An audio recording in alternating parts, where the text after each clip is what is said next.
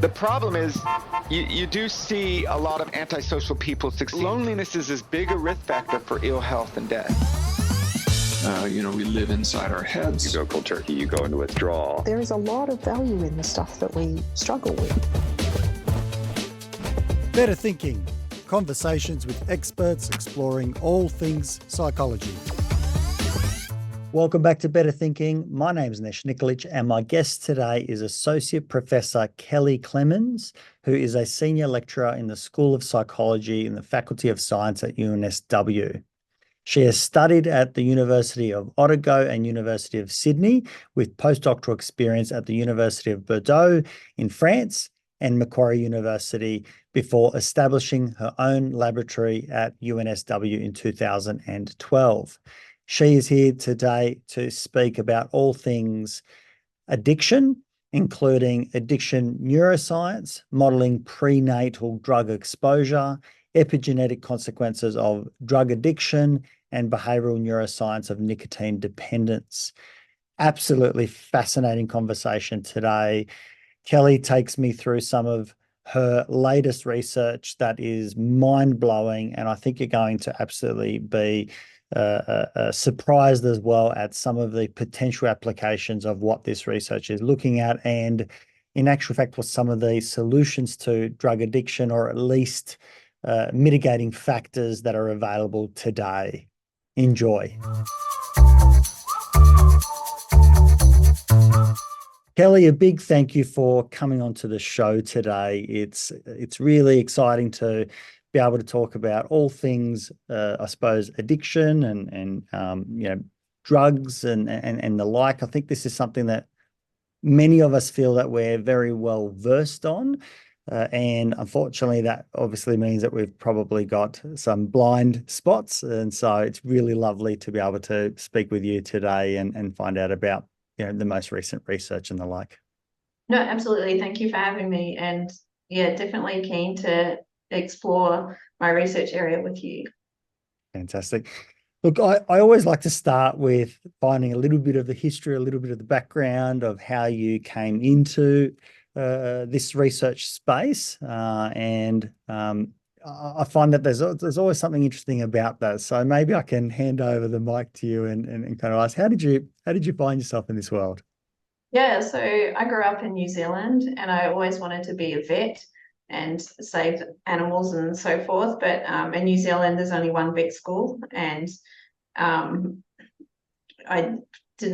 parents didn't think I'd get into it. In the end, I probably would have, but it just doesn't matter. So I ended up going to the University of Otago and studying zoology, which is as close as you can get to veterinary science. And as part of that, in my undergraduate, took a couple of courses in psychology. And I found the psychology aspect of it super interesting, learning all about Freud and then like visual perception. But I was particularly interested in neuroscience. So I particularly wanted to understand how the brain was working. So in parallel with my zoology, I also continued to take psychology and tried to merge those interests into neuroscience. So that gave me a really strong background and understanding of basic biological processes and concepts. I then did a master's in science at University of Otago, and that was starting to look into behavioural neuroscience and animal models of ADHD. And from then, I then came over to Australia and did a PhD. And that was where my journey with drug addiction started, because my supervisor was really interested in the interaction between ecstasy and methamphetamine, because these were two really popular drugs at the time, big party drugs, especially in Sydney, really dangerous. It was a time of, or the time when people were taking ecstasy, and there were a couple of deaths related to it. So there was a lot of interest in party drugs at that time. That then continued on through my PhD and was followed by a postdoctoral study, postdoctoral fellowship in Bordeaux in France, where I started learning about nicotine. And initially I thought, compared to ecstasy and methamphetamine, nicotine is super boring, no one cares about smoking. But it turns out that from a neuroscience perspective, it's infinitely complex, and from a psychological perspective, more interesting, because even though nicotine, it's not a drug that gives you a big high and a euphoria and like, oh my God, that was the best cigarette ever. but it's one of the hardest drugs to quit. It's up there with heroin in terms of quit rates. So that sparked my interest in that area. There's a whole bunch of political and social elements to it as well, which I find fascinating. So when I first went to France, you could still smoke in restaurants and bars, which I found quite confronting.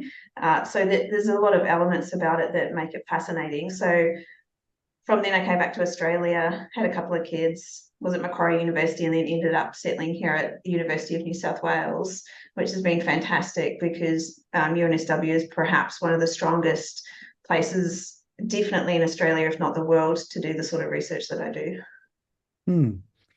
It's quite a journey, and it's interesting to hear your take on looking at ecstasy and methamphetamines versus nicotine. But what struck me in that is you talking about how nicotine is really difficult to step away from. Yeah. And my mind immediately, I was trying to kind of formulate why would that be, and I know you mentioned maybe some political and social elements. I wonder if most people take ecstasy as example as a party drug, so it might only be several hours of a week or 2 weeks or several times a week. And I don't know what the average user might be in terms of frequency of ecstasy, but nicotine for many, at least previously, and certainly in Australia, not so much today with the significant bans of cigarettes, but and more recently the e-cigarettes, I forgot what they're called. Vaping, that's it. Thank you. They're very, very social in nature. Like it's almost like going out and saying, is coffee the drug, or is the social connection the drug? And maybe they're both together, so strongly bonded and effective that there's something there. But maybe we can explore that as well. But it seems like nicotine might have such high connection with that social aspect that it adds on top of the actual dependence of the drug and withdrawals from it.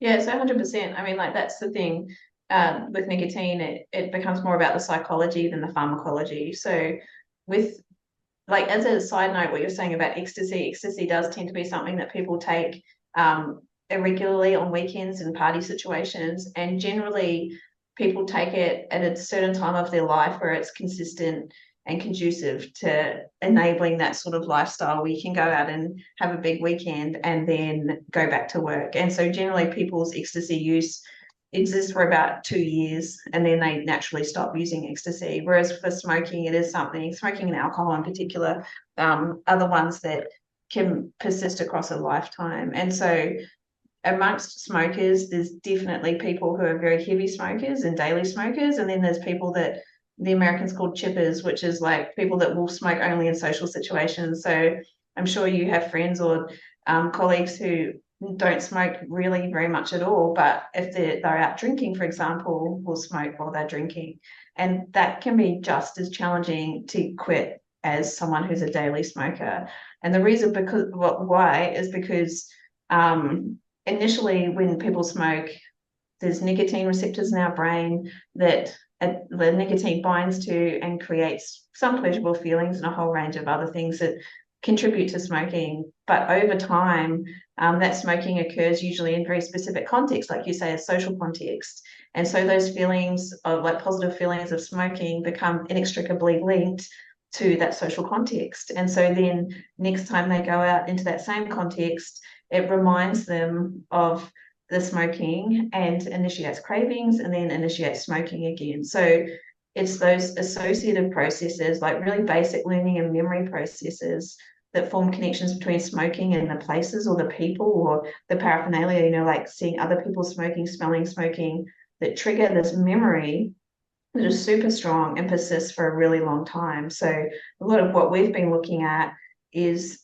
how is it possible that a smoking memory like that contextual smoking memory can form so rapidly and then persist for such a long period of time. Like my husband, for example, he hasn't smoked probably for 15 years, but if he's watching a movie and there's someone smoking, he'll still experience cravings. And that's incredible that that can happen over such a long period of time. It's so interesting because it jumps out at me in terms of I'm always trying to explain things in my mind, so I'm making connections that probably aren't there. But it seems very familiar in the context of eating a nice meal. So many of us enjoy the meal much more if it's shared with someone that we care for, than if it's alone. You know, we do tend to kind of say, "Oh, try this little bit, that's quite nice," or, you know, dip yours into my sauce, you've got to try this, it's really smoky.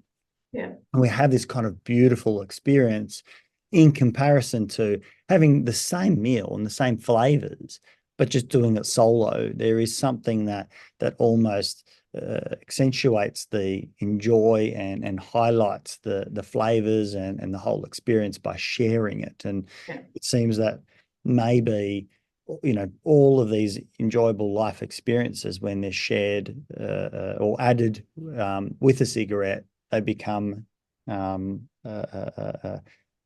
accentuated and stick more.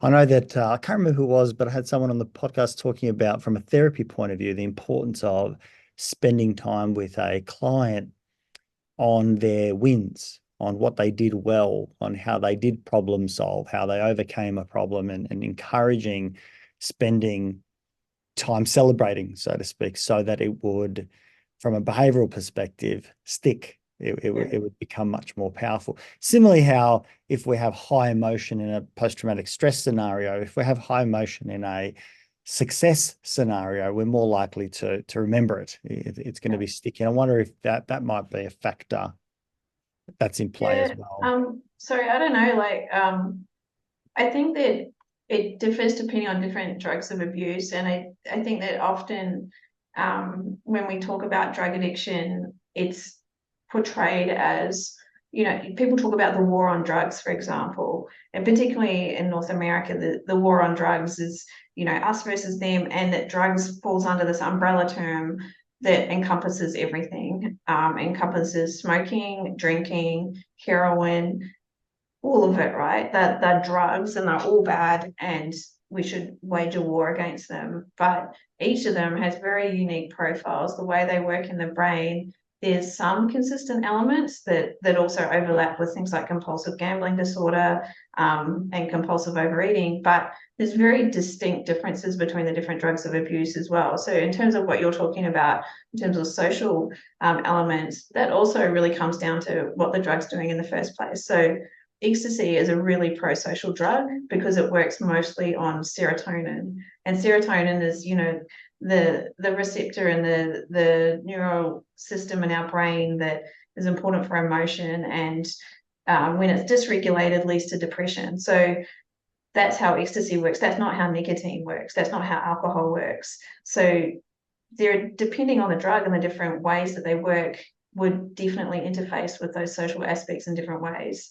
And the progression of drug addiction is also important. So the things that motivate you to take the drug in the first place will be quite different from the things that maintain that drug use later on, a year or 2 years down the track, and will be also quite different to the reasons why you would find quitting challenging, or the factors that will lead to relapse. So even though, you know, smoking might be, and alcohol is another really good one, because alcohol is inextricably linked to social dynamics and social anxiety. So you might start drinking early on in your life as a means of relaxing, but across time it ends up being that you need to drink in order to socialize and in order to feel relaxed. So that balance tips. So something that's important early on might progress to something quite different later on if you continue use.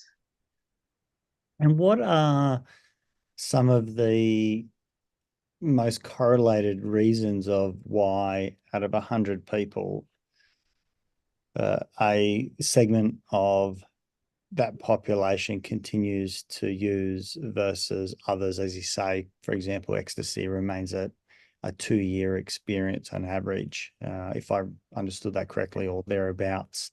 Yeah. It's kind of like a phase through life. Someone goes through a party scene at a younger age and they're using ecstasy with their friends, and then it kind of tapers off. What are some of the correlations or research findings there? So there's a lot of people who are super interested in that exact question. Is there a way that we can predict who's vulnerable, who's going to struggle later on in life? You know, amongst, like you say, 100 people, we can drink socially, but there's some people that find it challenging, or some people try smoking and hate it and don't continue. So one of the really major factors that comes out in susceptibility to addiction is trauma. So any sort of childhood trauma, abuse, bullying, stress, all of these sorts of things are highly correlated with later vulnerability to abuse, to drug abuse. Obviously, social and socioeconomic factors also become a factor. There's a really interesting book, actually, or sort of, it's a bit controversial, but there's a book by this guy called Carl Hart called High Times. So Carl Hart is someone who grew up in a poor community in the States. I can't remember, like Florida or something like that. And he grew up in an environment where alcohol and crack cocaine use was very, very common. And often people, you know, their parents would be drug users, and so they would become drug users because that's what they were exposed to. But Carl himself was really good at basketball, and so he funneled a lot of his time and energy into basketball. And so he had an alternative to drug taking. So he kind of came up with this idea that has been put forward by other people as well, including a guy called Heyman, that that drug addiction arises through a lack of choice.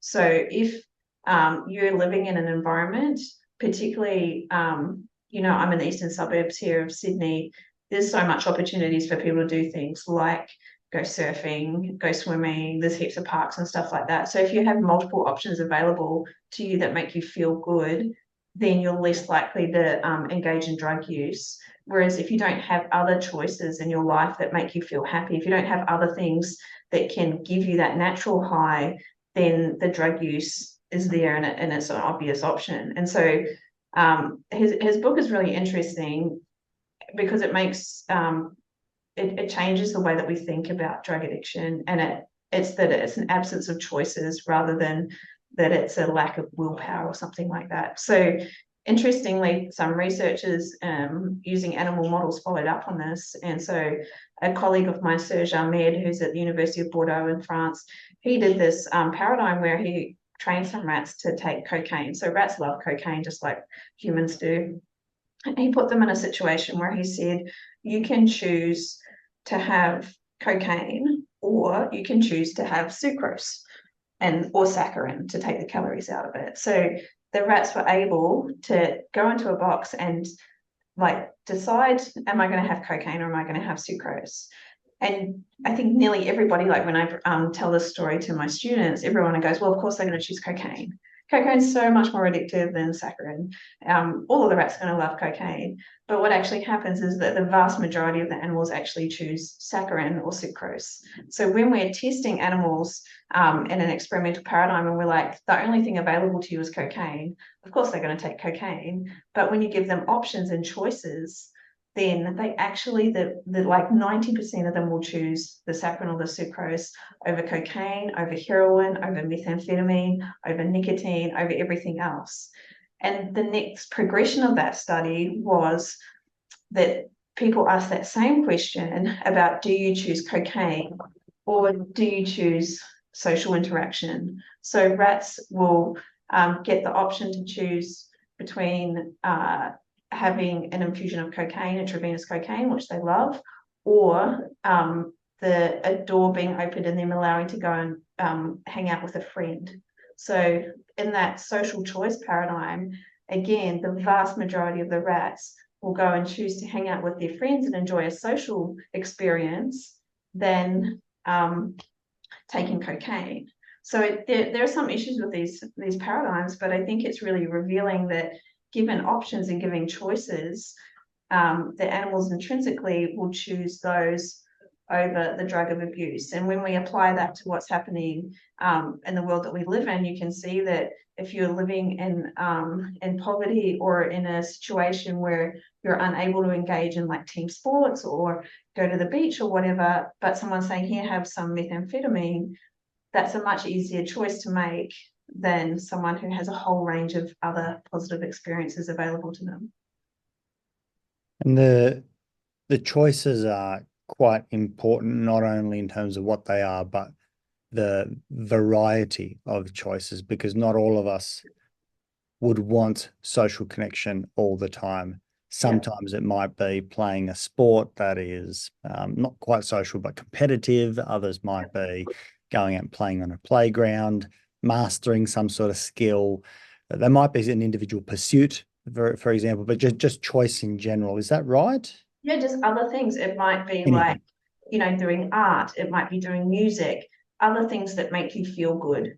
So having the capacity to have these other things available to you means that there's multiple opportunities within your day for you to feel good. Obviously, there's other benefits of exercise and stuff like that. But one of the characteristics of people that are really deep in drug addiction is it becomes very isolating, and it becomes that the social interaction drops away. And so that then exacerbates the issue. So they're not having those other rewarding experiences that make them feel better. You'd probably find the book really interesting, I would imagine. Oh, absolutely. I think I'll be picking that one up. High Times by Carl Hart. Yeah. I mean, it sounds not only from a hypothesis point of view, it sounds like Serge Ahmed's work, I think I got that right, I'm not sure, work goes out and demonstrates that. It's not 100%, but it's demonstrating that given choice of quite variation, and obviously starting with just two, whether it's sucrose and cocaine, the more that we provide other alternate choices, the more likely a rat's going to go out and select the alternatives. Not only even probably from a probability point of view, right? I mean, just purely on probability, if you've got 100 items on offer, you're 1 in 100, at least statistically, going to go for cocaine.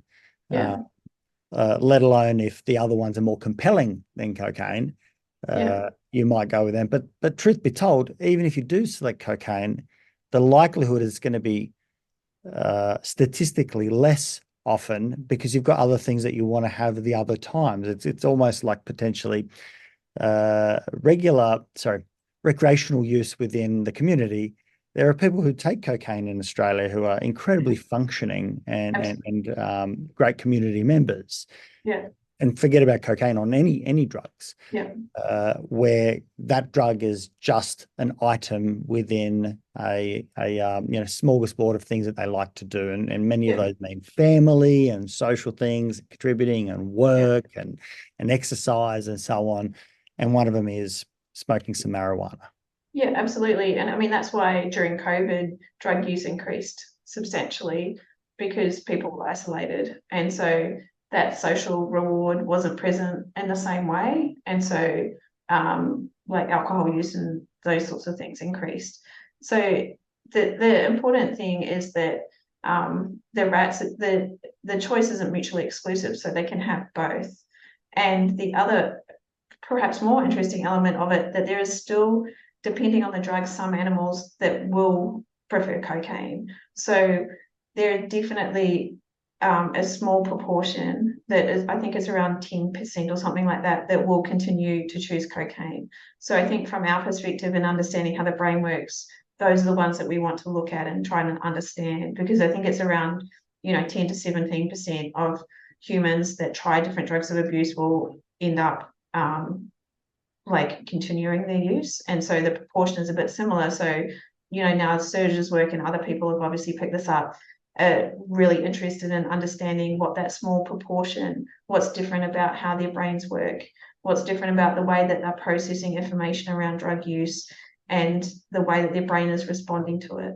And so, as I said at the start, like in humans, definitely trauma is a big factor in the persistence of drug use. And the way I like to think about it is that drug use or compulsive gambling or compulsive overeating or, any of those things is a band-aid solution to try and escape, the other stuff that's going on. So it's just, to treat addiction, we need to understand both of those things in combination. Can you help me with defining a little bit about what trauma means? I have a little bit of a psychological problem with the word trauma just because of concept creep. It seems to be that trauma is starting to become a catch-all, where it's referred to sometimes as something very significant, like major physical assault. Could be sexual assault, violence within the home, and so on. And there's other traumas also which seem to be in the milder category, so to speak, and acknowledging that it can be in the severe category as well. And I'm not sure how research goes out and figures out whether it's mild, moderate, or severe. But let's say, for example, bullying. I know that most kids understand the term bullying, and based on that, a lot of people would say, I have experienced bullying. Yet the definition of bullying needs to be that it's persistent and that it's targeted, etc. But we don't use it in that term very much. And in self-report questionnaires, it might more so just say, have you experienced bullying? So many people just go tick, that might actually be almost, have you experienced teasing? And most kids at school have experienced teasing. But can you talk me through a little bit about how trauma is connected? And this is a sticky point for me, so I always get caught up on this. So just as a full disclosure, I'm not an expert in trauma and stuff like that. Cool. But the way that I think about it is that it's all relative. So if you think about the significant trauma that you described through, like physical assault, for that person is obviously can be enormously traumatic, but it depends on your past history, how you deal with it. But on the other hand, a trauma could be that during your childhood, specific comments were made about the way that you looked, and you latch on to that comment and it dictates everything that follows. So then that can also be a traumatic experience that can significantly alter your mental health trajectory. So it's a really challenging thing, because I think it's easy to go, well, this person got beat up, but this person got told that they had funny ears or something. And you're like, well, obviously that's different. But to that person, their personal experience of that and the consequences of that could be quite similar.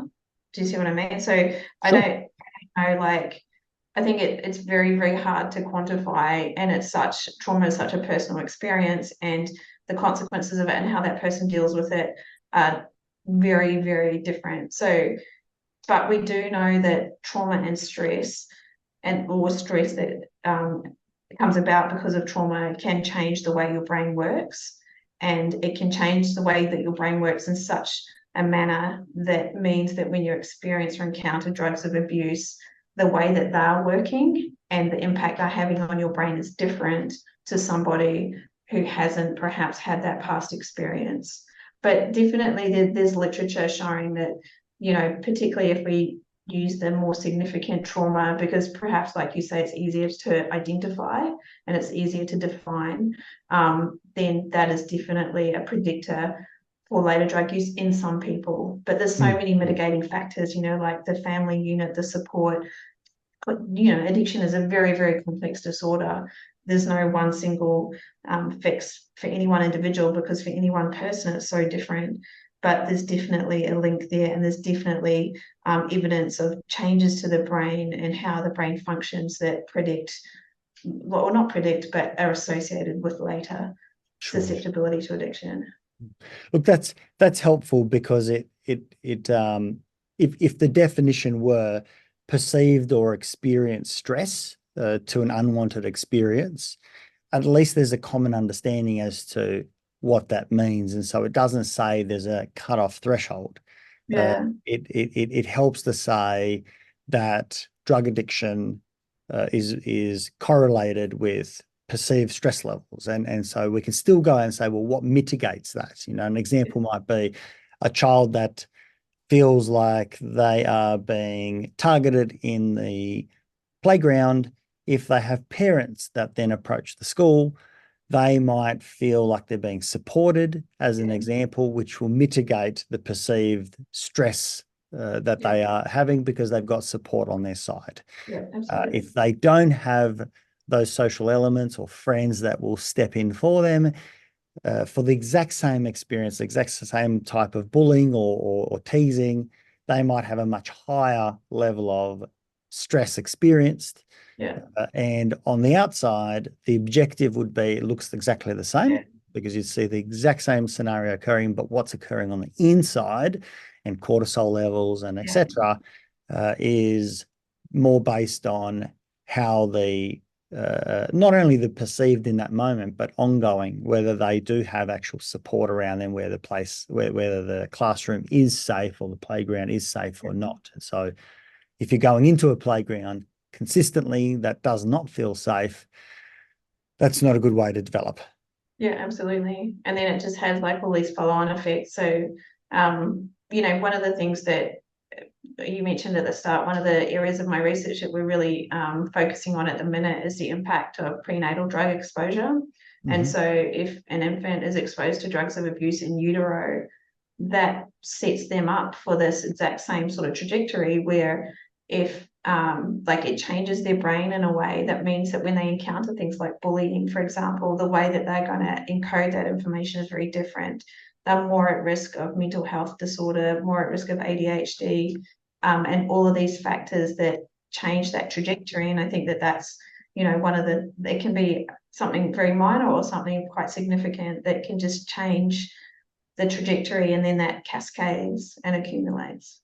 Can you talk me through a little bit about the literature and your work in the prenatal drug exposure, and maybe that also links in a little bit with epigenetic studies around, you know, I believe there might be particular ones out there where wars have occurred, or you know, periods of hardship or whatever it might be, sort of in nations that can certainly say some things. And I know that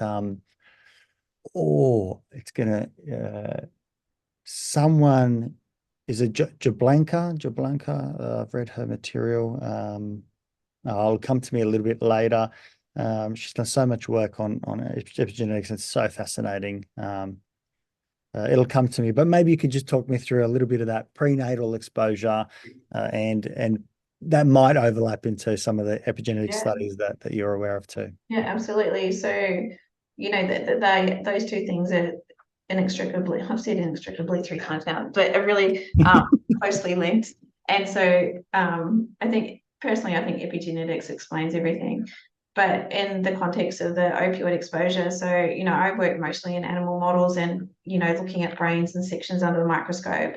And I had a student that wanted to work in the prenatal opioid area, and we started working with clinicians, and it really completely shifted my mindset in terms of making sure that the science that I'm doing has a purpose. And so I've been now a few times over to the hospital. So we work with the Royal Hospital for Women, over to the neonatal intensive care unit, and you walk into that unit, and, you know, there's a lot happening there, and there are infants there. So there was an infant there last time I was over who was born at 23 weeks, which is the earliest viable point at which babies can be born at the moment, and they can keep them alive. And so she was born to a mother who was had multiple drug dependencies, and including opioids.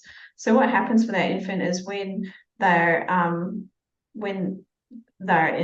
the uterus of the mother, any drug that the mother is taking is passing immediately through to the baby. So there's no barrier through that stops anything. So particularly in the States, opioid use disorder is massive at the minute. There's a bit of an epidemic. Here in Australia, it's probably more methamphetamine, but there's still exposure to opioids. So those babies are kind of bathed in these drugs. during pregnancy. And what happens is that then they're at risk of preterm labour. That often happens. And when they're born, they're immediately thrust into this acute stage of withdrawal. So, you might have seen, like in the movies or something, people going through opioid withdrawal as adults. That's what those infants are going to go through at the time when they're born, because the opioid exposure through their mother immediately stops. So the first line of treatment is then to put these infants onto something like methadone or morphine as a replacement therapy, and then wean them off of that drug as they grow. So the problem, though, is that we know that methadone, morphine, heroin, fentanyl, all these opioids have a quite profound effect on the neurodevelopment of the infant. So normally in your brain and in your body, you have opioid receptors that are really important as an adult for pain management and all of these sorts of things. But during early development, they're quite important for the development of the brain, and in particular, the development of myelin, or the white matter in the brain, that's kind of like the insulation around the axons of the neurons that means that information can pass rapidly through your brain. So these opioid systems that are normally there to do their normal functioning are bathed in external opioids, and it leads to dysfunction and developmental delays in these infants. So then they're born, and the only way to keep them alive is to give them more opioids. So during these critical developmental periods, they're getting more opioids that they need to stay alive. There's no other options. They often end up also having antipsychotics and anti-seizure medication to keep them alive. So they are kept alive to this point, and then they get weaned off the morphine or the methadone, and then basically at the minute the system is that they go, you're good now, see you later. Off to live your life. But we know, in conjunction with my colleague, Professor Julie Oy at the Royal Hospital for Women, that the trajectory of those infants is very different. So those kids perform worse at NAPLAN, at primary school and at high school. And that is even, you could go, oh, well, because of the socioeconomic factors, obviously that's going to contribute. Even when you account for that, and even when you take into account the fact that most of the infants are in foster care, it doesn't normalize that. So even when you take into account all of the other possible mitigating factors, they're still experiencing cognitive delays. There's some research now coming out, again from North America, where they show that up to 50% of these infants are diagnosed with a mental health disorder by the age of 5, which is pretty striking, really. So these kids are born, they go through this intensive care to stay alive, and then once they are alive, they go off into the world and they struggle. And so, Julie talks anecdotally about how most of these infants, as they grow, end up getting into trouble, and often the leading causes of death is premature death due to suicide or drug overdose. So these kids, even though they grow and they develop, where they end up is really different. And what we're really interested in is understanding, is there anything that we can do to help change that trajectory? So using our animal models, you can kind of have the lifetime of a rat within 2 years versus, 30 or 40 years in a human. So we can look at interventions. And one of the really interesting interventions that we've been looking at is the gut microbiome. So in human adult opioid use disorder, their gut bacteria is dysfunctional. And that has a whole range of implications, because it makes the gut a bit more leaky. It means that bad metabolites and toxins leak out into the bloodstream that normally wouldn't get there. Those toxins can travel through to the brain, and we know that opioids also make the blood-brain barrier more leaky. So those toxins can end up in the brain, cause inflammation and a whole range of other things. So we think that the same things are happening in the infants. And so we think by targeting the gut microbiome, we might be able to improve the trajectory of these infants even a little bit, which means that they're at least risk of all these cascade of events that ultimately happen. What an awful and terrible start to some poor children's lives, where they're born to a parent that's obviously having incredible challenges themselves, and Absolutely. effectively born drug dependent, and needing to then maintain taking drugs to survive that, consequently and simultaneously keeps them alive, is required, but destroys some of the developmental milestones or features that are really important in early life. And we know that early development is so important.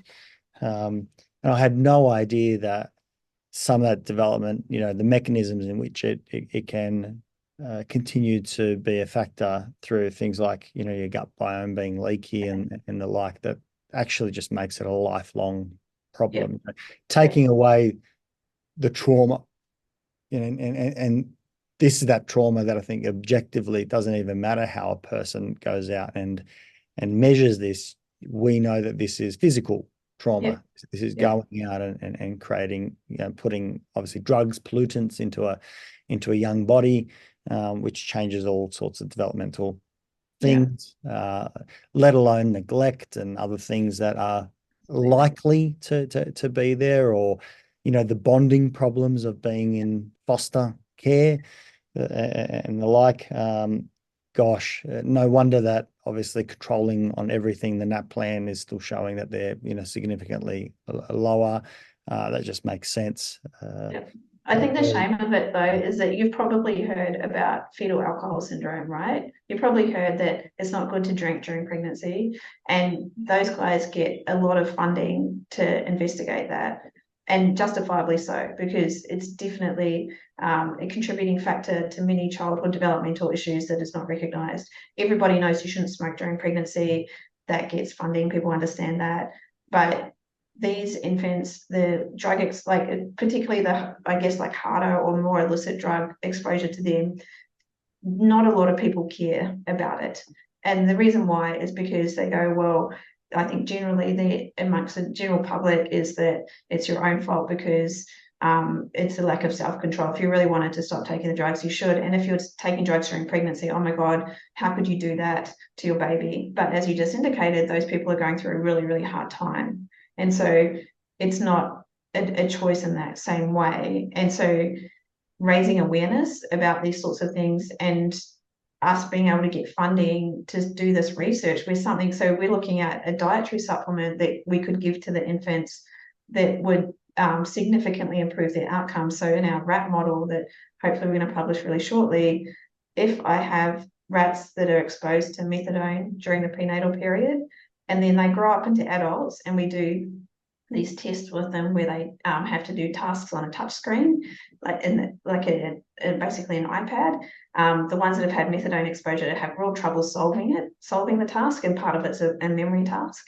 And so these are pups that had exposure, during pregnancy, and then have grown up as adults drug-free, and then later on we can still pick up that deficit. But if we give them this dietary supplement, then that is completely reversed and they end up looking like the normal animals. So it could be, and this dietary supplement is something that, I'm not going to say what it is because then everyone goes, oh, I should take that. But it's something that you can buy at the chemist, and it's super cheap and it's super safe. And it's something that is already, it's a metabolite of fiber, basically. So something so simple as that when those babies are identified and born, we go, here, add this into the formula, and it just improves that whole trajectory. That would be amazing. And it would be something that can help one of the most vulnerable populations that we have. These infants that through absolute no fault of their own are born into this environment where they're already behind the 8 ball. They're already, their whole life, they're going to be running into a headwind.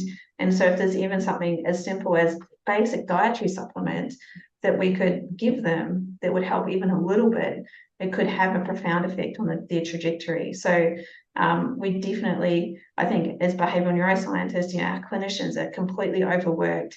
They have no time.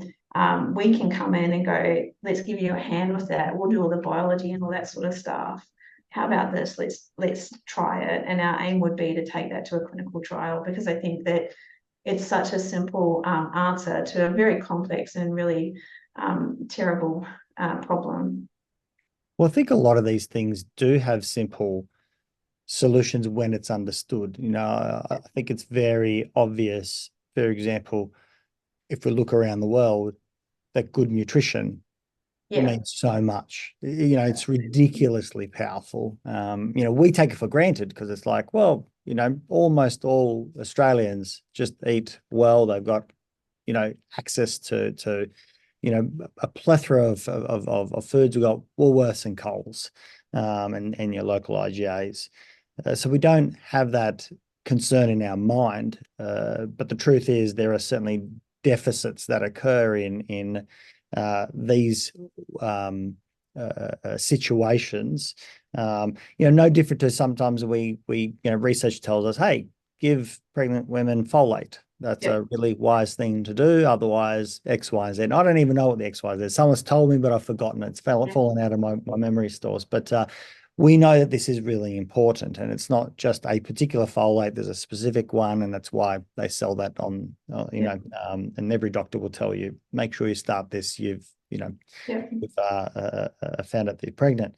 Can I ask you, and obviously, our audience understanding that this isn't yet proven, it's got to go still through trials, that this is early. I think we've got a reasonable understanding that this is a hypothesis. But can I ask what that simple thing is that's off the shelf without us saying we're prescribing anything by any stretch of the imagination?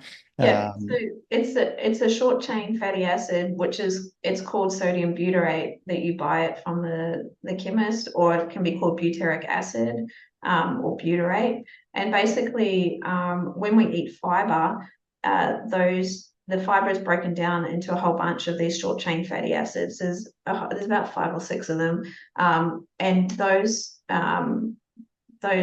molecules are then really important for maintaining the integrity of the gut-blood barrier and keeping the gut healthy. And in people that have poor diet, they possibly are having low levels of this, or in people that are sick or ill, like say, an example is like people who are having chemotherapy for cancer treatment, and it really messes up the gut, then the levels of these short chain fatty acids drops down. So the one that we picked up on was sodium butyrate, and it's really super interesting because sodium butyrate does about 15 things that almost identically complement the deficits caused by opioids. So where opioids impact myelination, sodium butyrate is being shown in a couple of studies to promote myelination.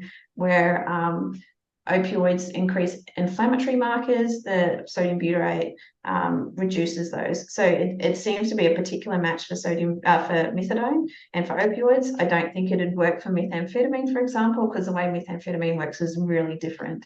But it just seems to be a really good match for the opioid stuff. And our data is really promising in that regard in terms of the brain changes, the gut changes, and the behavioural changes. But if you eat tons of fiber, you're going to have heaps of it anyway. Yeah. And that's what's incredible is that obviously to use this in that type of population, the likelihood of high fiber is going to be quite low. I think it's probably low for a lot of us, sadly, even though it's readily available. But it is interesting that something so simple potentially has these remarkable effects, and that's no different to when we figured out that if we as a society work on our sanitary problem of getting rid of waste, or we improve things like diet. In another part of our conversation, we said, hey, choice is a really important part of the equation. Here we're saying for a particular type of condition and problem, something so as simple as sodium butyrate could be incredibly beneficial. Obviously still to be tested, but I do remember watching a podcast with I think his name was Gary Brecker, and I don't know the validity of what he talks about, but I think he's a biologist that really spoke about the importance of your body being able to process particular types of food, and you can give the same food to a bunch of people, and for specific people, the way that they process this food can either be remarkably valuable to you in terms of giving you much greater energy and the like, or it can do quite the opposite, where it saps you of lots of energy, and it's difficult for you to process. Maybe this is the gut biome type of stuff that you're all over.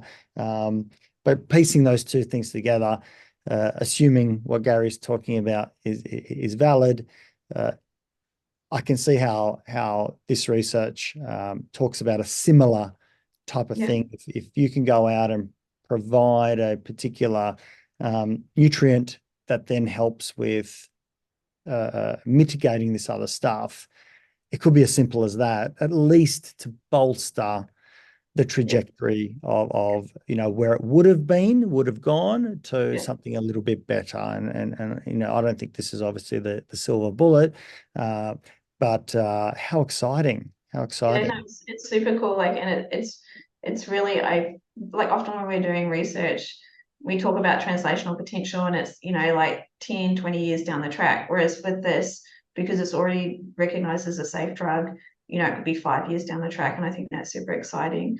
Another aspect of the sodium butyrate that is probably a bit of a segue into the epigenetic stuff is that sodium butyrate is also a drug that is an epigenetic regulator. So if epigenetics are basically you're born with DNA, and it's the blueprint for everything that makes you in your life, and your body and all the proteins that make you up. But some of the genes are switched on and some of them are switched off, and epigenetics is kind of the way that those genes are switched on and off. So for example, you don't want retinal cells in your eyes expressing hair follicles. That doesn't make sense. So the hair follicle genes are switched off and the retinal cell genes are switched on. So that makes sense. It's a way of organizing our DNA and making sure the right genes are expressed in the right way. And so sodium butyrate is a really interesting drug because it's an epigenetic regulator, and it can help switch on or off genes that are important for promoting health and memory and cognition, actually. So we know drugs of abuse, they lead to a whole range of epigenetic changes that can actually be really important for changing how your brain works. Before we were saying how trauma can have a lifelong impact on later susceptibility. One of the mechanisms through that is that trauma turns on genes relating to stress and stress regulation. And then later on, when you experience drugs of abuse, how your brain reacts to that is different because these epigenetic marks are changed. So sodium butyrate is a drug that when we're giving it to our infants, there's research to show that it can epigenetically regulate genes in the liver that are important for the way that the liver responds to inflammation and an immune response. We also know that if I give my rats sodium butyrate, I give them a task where I'm like, look at these two objects, and they look at them and they go, yeah, cool, I've got that. And then I give them sodium butyrate, and then I bring them back the next day and I change one of the objects so it's new. The rat normally will go, oh my God, that's a new object. And he'll remember that for about an hour, but he usually won't remember it for 24 hours. But if I give the rat sodium butyrate, then he'll remember it for 24 hours. And in fact, he'll remember it for 7 days. So sodium butyrate turns on genes that facilitate memory. So on top of all of that, like gut microbiome and all that sort of stuff, we've also got the impact of sodium butyrate on these turning good genes on, basically, to help support the individual. So we're still trying to unpack that a little bit in the context of the prenatal opioid work, but it's also possible that sodium butyrate is also having all of these other more peripheral effects, which is making the immune system stronger, reducing the inflammatory response to later like insults and bacterial infections, and possibly also promoting good memory genes in the brain. So altogether, it's actually having quite a global positive effect, at least in an animal model. And what brought you to investigating sodium butyrate in particular? What was the methodology? I know it doesn't happen overnight, and you're not just kind of randomly closing your eyes and pointing at different substances and introducing them. What brought about that as a point of interest? So as with all things, basically, it was a bit of good luck. So I think as scientists, we need to always be open to circumstance and serendipity. So we had been using sodium butyrate particularly for its epigenetic effects. So I was quite interested in, when earlier on I was saying, smokers, they form these memories and with the context in which they smoke, and that memory can persist for a really, really long time. That memory persists even when like structural changes in your brain go back to normal, your nicotine receptors go back to normal. There's no evidence that you're a smoker in your brain, but that memory still persists.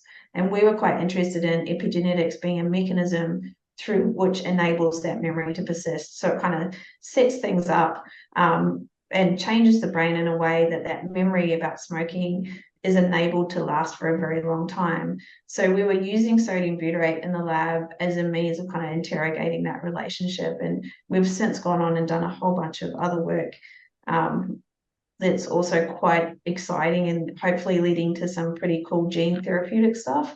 But it was something we were using in the lab, and I knew it had these pro-cognitive effects. And so I thought, well, in our animal model of prenatal opioids, these animals have cognitive deficits. Is it possible that a drug like sodium butyrate could reverse those cognitive deficits?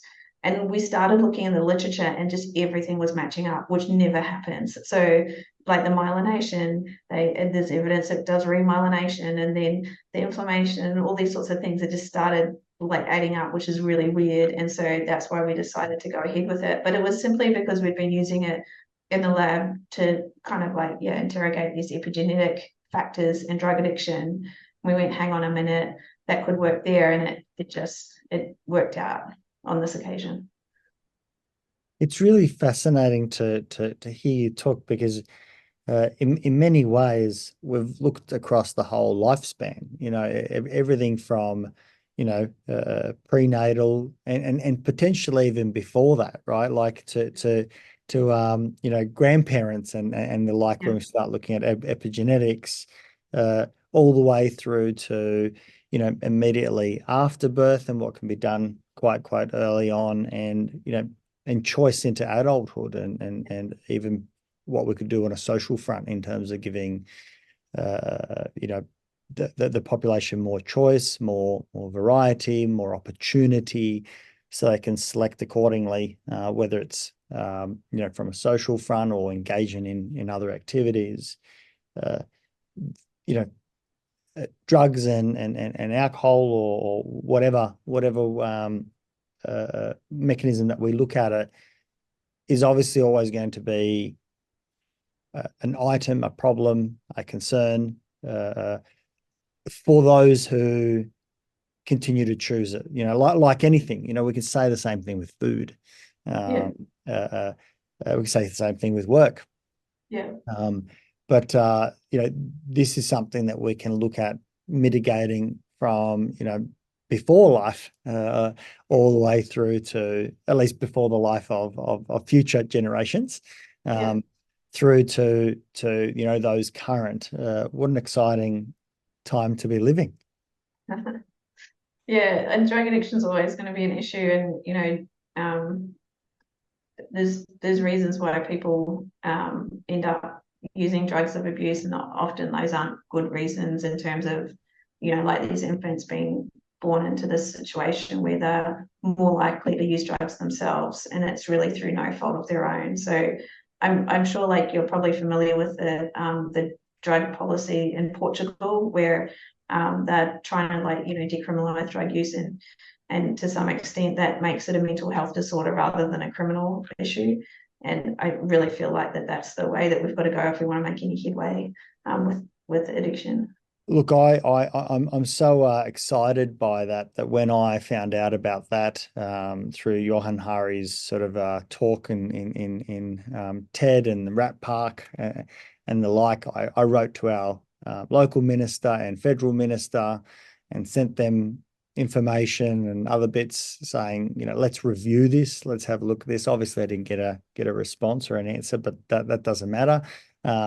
I can see the value in this, and I suppose one of the questions that raises is, I know that you're on the research front, but do you get pushback to the work that you do you hear like, the rejection of these ideas? Because some of these things are on the surface simple. Obviously, what Portugal is doing is very complicated and sophisticated and difficult from a political front as well. You've got to convince a nation or voters that your numbers are not going to go up of drug usage or abuse and dependency and the problems that come with that by decriminalizing. And in actual fact, taking money away from law enforcement, let me rephrase that, moving funds from law enforcement of those to pro-social opportunities and activities and the like that have been shown to have a greater effect than putting them through the court system and the like. Have you had much to do in that space of how your work ends up landing in on the road, so to speak, like how it ends up being used? Yeah, so not a lot. I think that there are people in that area that do that much better than I would. I think that some of our work can be used sometimes to support those sorts of arguments, but probably I don't know, my impression is that there's a lot of things going on, and an issue that impacts a marginalized aspect of society probably isn't going to get much traction. But I think probably something that we all could do is, instead of being scared of people that have substance use disorders, is to have a little bit of empathy for them, because people don't choose to be drug addicts for no reason. People don't wake up in the morning and go, I'm going to become a heroin addict. It usually comes through a place of trauma, and so that person is not going to be in a good place to start with. So I think if we all can perhaps be a little bit more sympathetic and empathetic, then that might help. But I certainly know, particularly around the smoking stuff, people have very little empathy. It's the same with around obesity, and that people don't they see it as a lack of willpower and mental strength. So if you wanted to stop smoking, you could. And we know that that's not the case. The brain of a smoker is not the same as the brain of a non-smoker. The brain of a heroin user is not the same. And so particularly those drugs of abuse affect, the prefrontal cortex and the part of the brain that's making those decisions about stopping and trying to stop. And that part of the brain in particular is not the same. We know there's a whole range of epigenetic changes there, for example. And so I think if everyone could have a little bit more empathy and sympathy for people in these situations, that would go a long way to then enabling individuals to seek help. So I always think it's funny with mental health that, if you have a broken leg, go to the doctor and everyone's sympathetic to you. Can I give you a hand or something? Take my seat.